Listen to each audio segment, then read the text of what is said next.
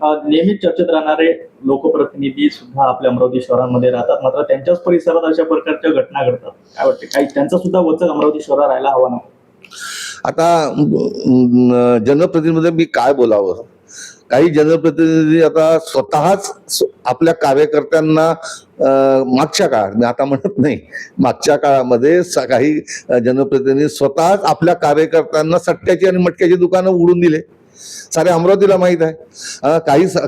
काही जनप्रतिनिधीचे जवळचे लोक चट्ट्यान मटक्यान वाल्यापासून हप्ते घेतात, ही आम्हाला माहिती आहे. आता कशाला आम्हाला नाव घ्यायला लावता? तर असं आहे, जसा राजा तशी प्रजा. आता सगळा सावळा गोंधळ सुरू आहे.